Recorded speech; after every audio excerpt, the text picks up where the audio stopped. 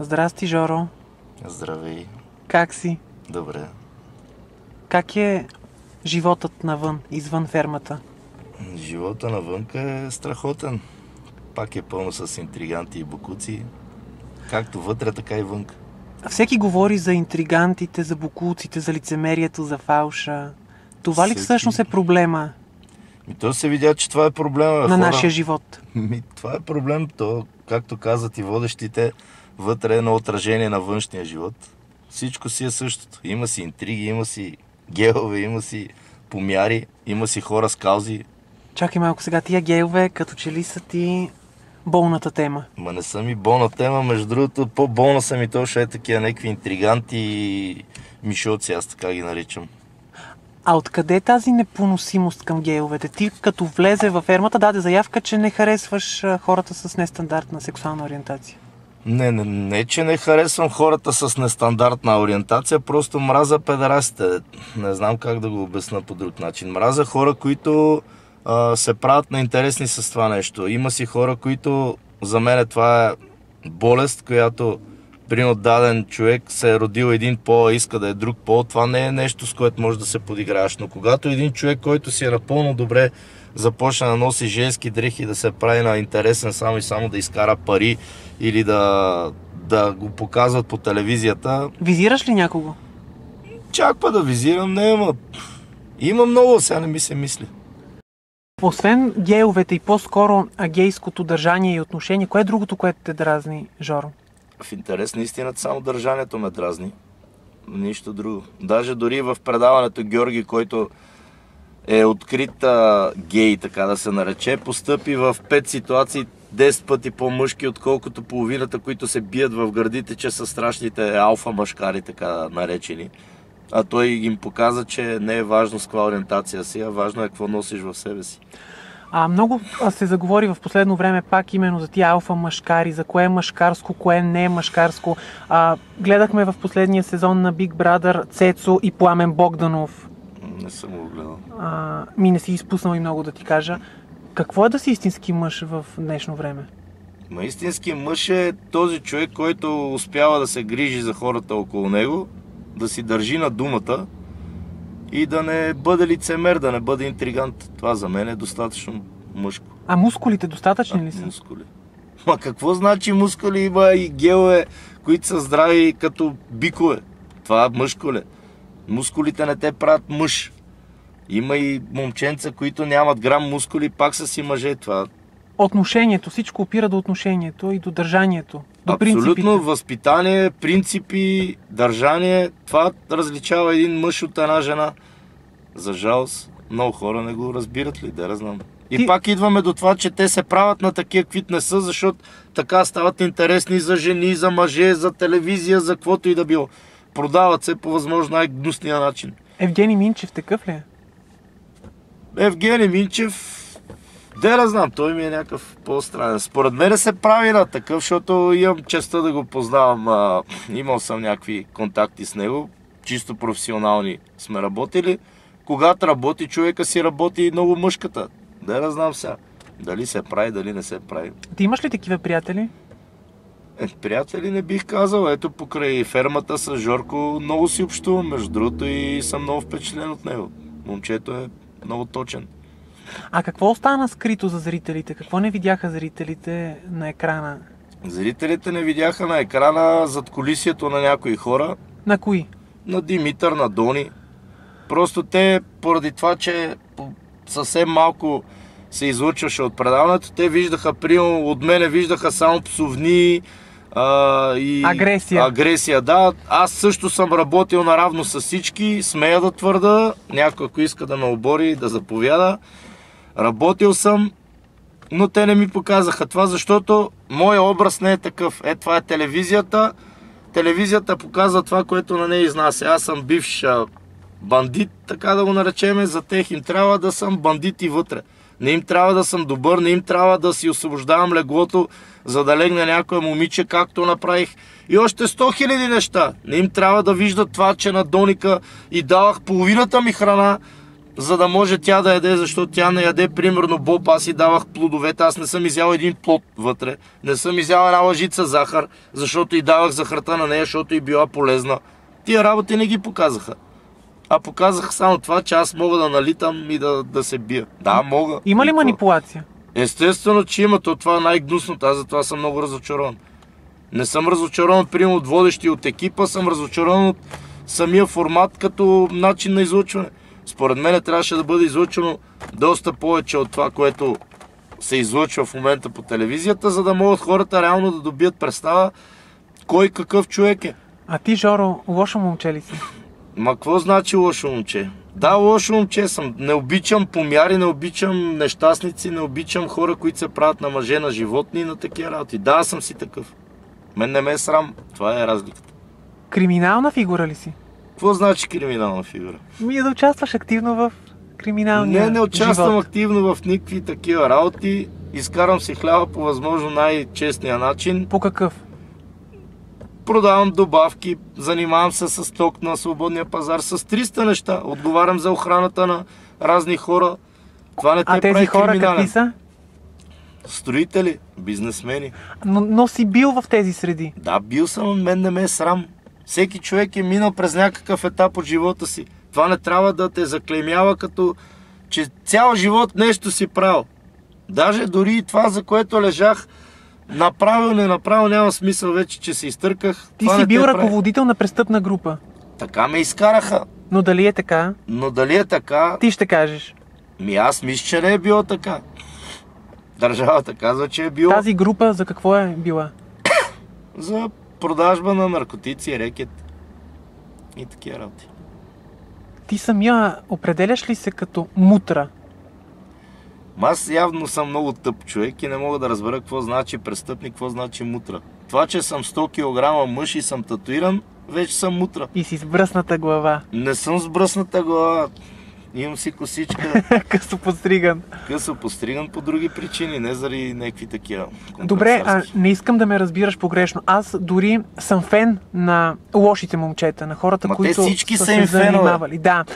Въпросът е ти самия да кажеш как си се чувствал там, ако си бил в тези среди Ма, и чувствам дали се все още си в страхотно. този андерграунд, за който всички говорят. Ма той андерграунда просто стана по-бял, така да го кажем. Просто хората с парите, които са ги вадили по един по-престъпен начин, са направили така, че да се легализират. Жоро Варсамов е равно дилър на Любо Чука. Това са пълни глупости. Познавате ли се с Любо? Да, познаваме се. По каква линия? Общи приятели. Нищо повече. Ма нищо повече, ако искате го питайте него. Аз изключително много го уважавам като човек, защото това е... Не знам, това е един истински мъж за мен. Голям, здрав, татуиран. Никога не си е давал назад, каквото и да са му причинявали, през каквото и да е минал, той си е останал същия и даже в момента се опитва да си вади парите момчето, да... Ето дори и ММА предизвикателството. Това е един вид предизвикателство. Той иска да покаже, че не е толкова лош, какъвто го изкарват всъщност, а той всъщност е един прекрасен човек. Медиите ли са виновни за всичко? Кой да е виновен? Журналистите. Добре, кой познава, примерно, ето говориме за Любо Чука, кой го познава, че да коментира неговия живот? Кой знае през какво е минало това момче? Никой не си е направил труда даже да види. И веднага черта и той е най-големият престъпник. Че той няма дело, той е с чисто съдебно минало. Как го преценява, че е престъпник, примерно? Защо да е престъпник? А ти общуваш ли с много престъпници? Общувам. Набедени, че са престъпници. Сега дали са набедени, дали такова, мен това не ме интересува. Аз не му искам свидетелство за съдимост и да хода да го разпитвам, примерно някой човек с какво си вади хляба. За мен е важно един човек как седи срещу мен и как ми говори. И в смисъл дали думите му са... Действията са му защита на думите му или обратното. Тези дни всички говорят за Алексей Петров и Златко Баретата. Срещнаха се даже двамата в съдебната палата. Така ли? Да. Не съм знал, между другото. Така ли? Не, наистина. Златко Баретата познаваш ли? Познавам, лично не го познавам, знам кой е. Алексей Петров? С него съм си говорил, да речем. Кой гърмя по него? Но нямам представа. Това е един много слаб човек, може да гърми по него. Аз, поне доколкото знам за Златко, Той е един изключителен машкар, никога не е, винаги си е седял за думите, не мисля, че той е способен на такова нещо. А ти гърмял ли си някога по някой? Аз да гърма Да. по някой? Не. Защо? Не ти се е налагало. За сега не. Но знае ли човек? Ама естествено, ако живота ти е застрашен или живота на някой близък човек за тебе е застрашен, аз нямам никакъв проблем да гърма. Това не виждам какво. Или това също е престъпление. Ако някой гръмне за да защити майка си от изнасилвач, това пак е престъпник сигурно. Пак ще го изкарат така.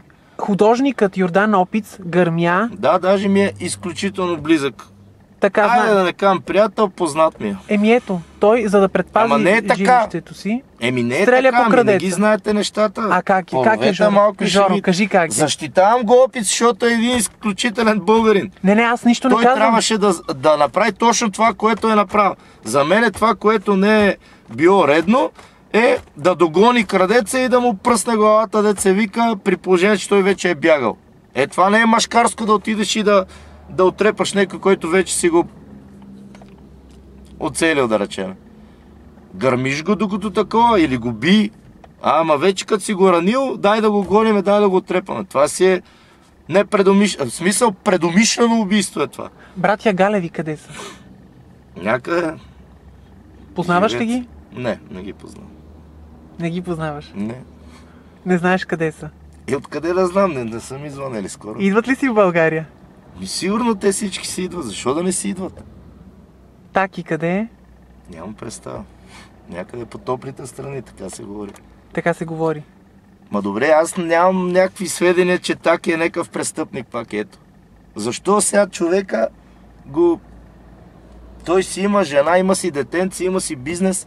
Какво искат сега от човек? Това са хора, които по един или по друг начин вече са влезли в графата криминално Не, проявени. влезнали са в графата на медиите криминални. Човека не е криминално проявен и не е обект на криминално разследване. Защо трябва да се коментира този човек? Ето, питам те. Занимават ли се тези хора с чисти дела? Ма откъде да знам? Аз не съм му близък, че да ми дава сведения с какво се занимава. Просто ми е любопитно. Аз, доколкото знам, този човек, за който ме питаш, той не е издирван от държавата, няма проблем да бъде тук, така че защо да не е тук, примерно. Ето сега решава, идва и отива в мола. Ами Защо? той самия защо не е тук и не иска да седи тук? Защото това тук не е държава, това тук, ето идва си човека, примерно те решават, че той е престъпник, че примерно той е гърмял по некой си и ще го вкарат в ареста, ще му направят едно дело, да му вземат парите, да му потрошат живота примерно 2-3-5 години и това е. Всичко се прави за пари в тази държава. Много малко хора действат от гледна точка на това дали ти наистина си виновен. Това е, за жалост е така. Валю Бореца, познаваш ли го? Да, познавам го. Страшен пич. Това можем да кажем за него. Какво да кажа за него? Питай. Имали ли сте по-специални отношения? По-близки, опасно близки? Опасно близки? Да. Не, той ми е познат. Защо да имам опасно Да близки? сте били заедно част от някакви групи, компании Не, от затвора се познавам с Валю, между другото. от Централния Софийски. Да. Имената на Любо Младежа, Антон Калчев, Тони за страховката. Познавам ги, да. По каква линия? По чисто приятелство, даже с Любо се запознах в затвора. С Любо? С Любо се запознах в затвора. Преди това въобще не сме имали контакт.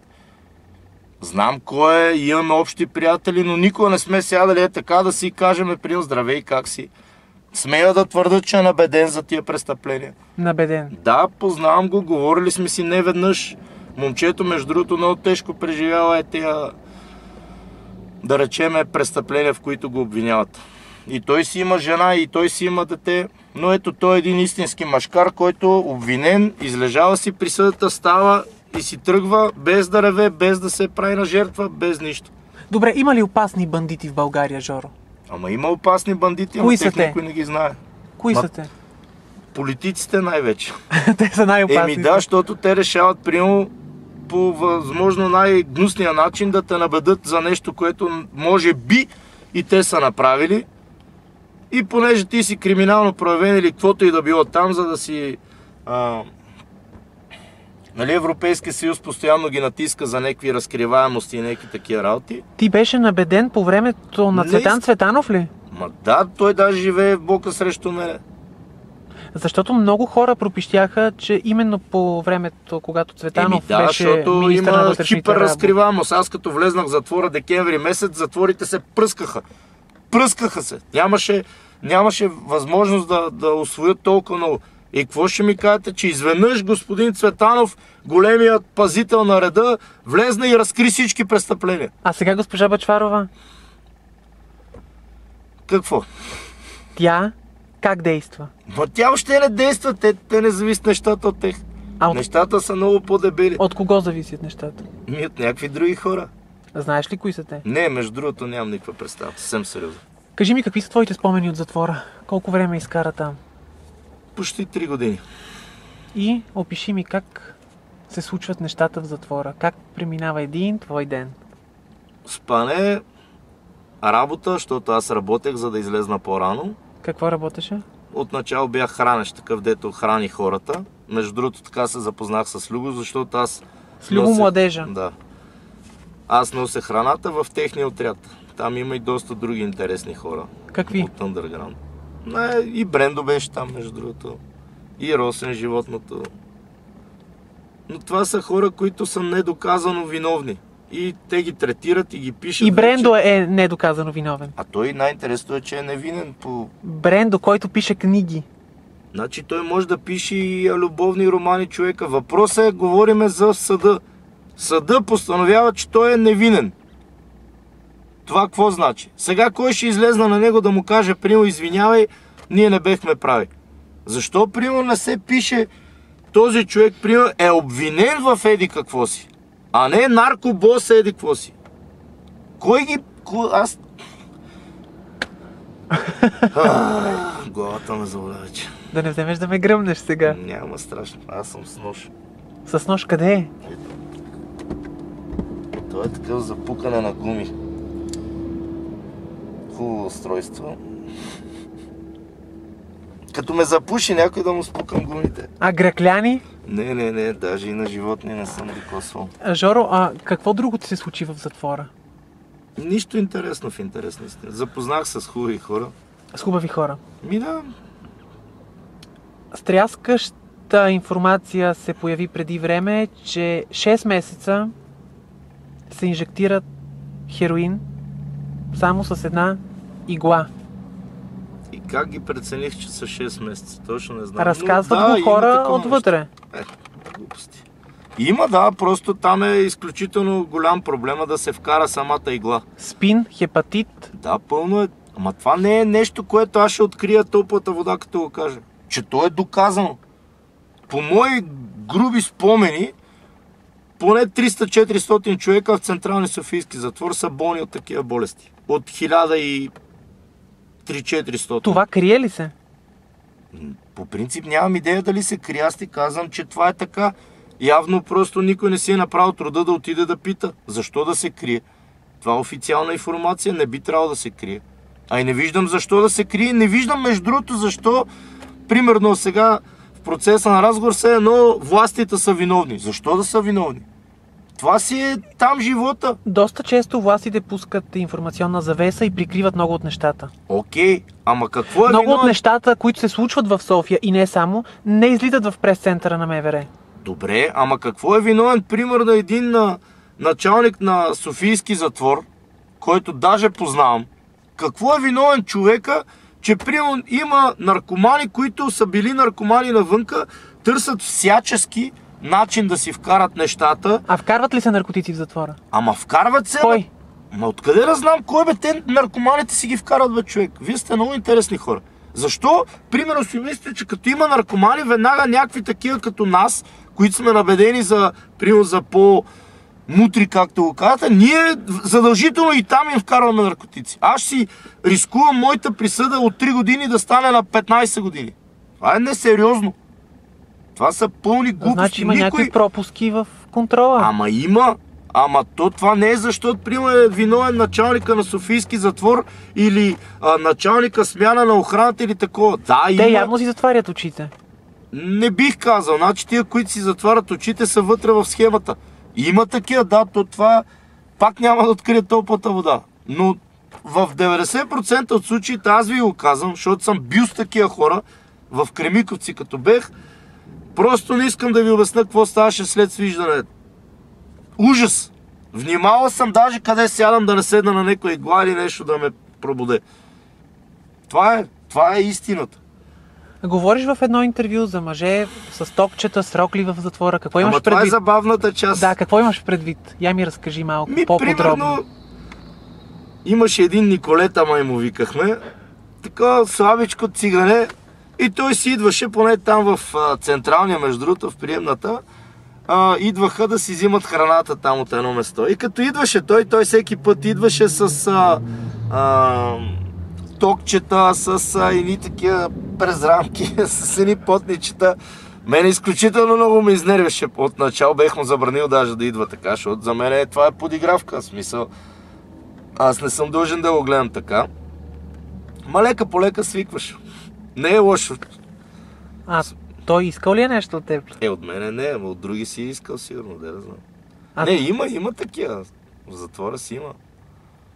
Има си гейове, травестити. Бих казал педераси. Гейове в затвора трудно. Там си е педерастия. Добре. Изказал си се тук преди време за шатката и Хосе Луис Гевара Мартинес, които духнаха от Централния софийски затвор. Къде са? Имаш ли информация? Не, даже аз по принцип не ги познавам. Не знам защо постоянно ме питат за тях. Защо? Мисля, че единия съм го засичал, но... А толкова ли лесно можеш да избягаш от затвора? Моето мнение е, че по някакъв начин държавата им е помогнала да избягат, защото доколкото чух са свидетели по някакво дебело дело. Не помня даже кое дело. Не помниш? Не помня. Наглите ли беше? Нещо сериозно беше, ама не помня наистина. Добре, извън затвора. Сега ти на къде тръгваш? С какво се занимаваш? Април 2016 ще вдигаш сватба. Не може април, защото 1 май е Великден и преди Великден не разрешават църковни бракове. Ма наистина ли се реши на тази смела? Да, даже тя вече рокля имаме поръчана. А ти? Костюм? Аз съм с бяла риза и черен панталон. Няма такива официалности, вратовръзки. Аз не харесвам такива работи. Ти си на 36 години. Да. А тя е на? Вече 22 от вчера, от ония ден. Къде се намерихте? Общи приятели ни запознаха. Ти си щастлив? Да, разбира се, тя е прекрасно момиче. За деца? Правиме всичко възможно, просто не става. Иначе искаш? Да, искам и тя иска даже 10 пъти повече от мене. Заедно живеете? Да, заедно живеем. От какво имаш нужда в момента? От нищо.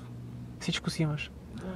А избягваш? Човек се научава след затвори, след всичкото това, през което е минал, да се задоволява с...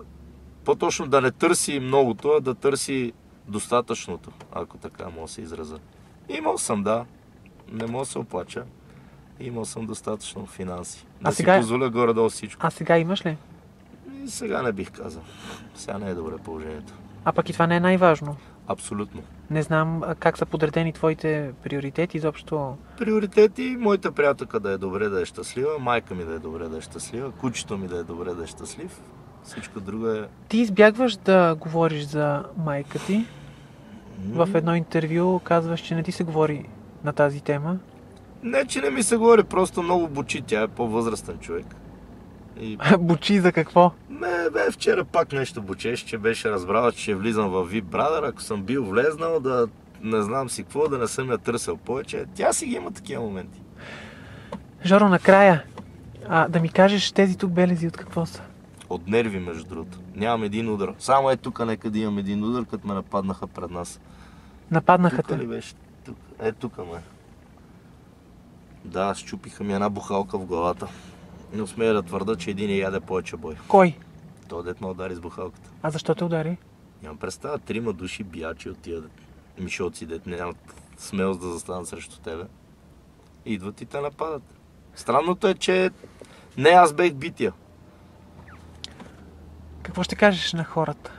Обърни се им, кажи нещо. Дай им съвет на момчетата, които искат да бъдат лоши мъже, а не им се получава. Не, че не им се получава, просто те си отвори им очите, да... Жоро. Аз кой съм? Аз да не съм някакво гуру. Човек с опит. Най-важното е днешната младеж, колкото и тъпо да звучи от моята уста, да се учи и да спортува. Аз съм учил и съм спортувал. Завършил съм английска гимназия, знам английски, завършил съм Технически университет София, имам висше образование и цял живот спортувам. Един човек, мъж особено, трябва да спортува, трябва да се развива и трябва да може всичко. За жалост днешната младеж, таблетите, интернет, били затлъстявали, били това. Що аз не затлъстявам? Аз съм на 36 години и горе-долу добре изглеждам. Да. Просто те не искат нито да спортуват, нищо. Това е тъжното в държавата. И между другото това много ме боли, защото за жалост някои хора говорят, че ще се оправиме, ние няма да се оправиме по никакъв начин. Да са живи и здрави по-старите, че все още се държим на тях. Просто по-младите. Ужас. Загубена кауза. За жалост е така, да. Ето вие сами виждате. Тъпо ще прозвучи да дам примерно една Светлана Василева или каква беше там. Я питат коя е столицата на Белгия, ти да кажеш Холандия. То чак е като някакъв вид. Толкова ми нереално е, че си мисля, че са накарали да го направи. Просто това е несериозно. Дори аз, дет съм, не знам къв ми изкарат простак и такова, смея да твърда, че на 50 държави, на 45 ще ги оцеля. Ти не харесваш ли типажи като Светлана Василева? Ето виж, пак идваме другото. Точно това е болното в държавата. Хората я харесват. Да, тя е изключително сладка, даже и познавам. Но въпросът е друг, че тя представлява доста голяма част, представителна извадка на почти всички момичета в България. Те искат да са като нея. И Николета Лозанова. Да, те искат да са като нея, защото тя кара примерно С-класа, не е ходила на училище, красива е, силикон, Фейсбук, там селфи, мелфи, какви се наричат там уния глупости. За тях това е страхотно нещо. Това е тъжното. Това не мога. Цел номер 1. Ама точно това се опитам да кажа. Вместо да отиде да учи, поне малко да се ограмоти, да отиде да потренира, да плува, да народни танци да играе, ако щеш. И да се развива като човек. Тя на 18 години се чуди с кой чичко да си легне, за да й даде 200 лева, си купи приел новия телефон и това е. Ама това е до време. 5, 6, 7, 8, 10 години след това край. Чао. Чао, това е. Тъпото е, че аз не мога да разбера те защо не го разбират. Така им е изгодно. Ама тя е една Светлана Василева, една Николета Лозанова, които са успяли по този начин. Няма да успеят 2000 като тех. Да. Защото няма толкова бълъци. Те си намерили техните си пости и си кълват момичетата. Няма нищо лошо в това. Аз даже го уважавам. Мъжете са изключително прости и като има такива жени като тях, ево им правят, че ги щават. Ето ти. Благодаря ти, Жоро. Уличен жаргон. Много ти благодаря за този разговор. Няма проблем. След време се надявам отново да разкажеш още по-интересни неща. Надявам се да нямам какво да разказвам след време. Хубави неща. Хубави, да. Чакат те се хубави събития. Успех Дай и късмет Боже. ти пожелавам. Благодаря.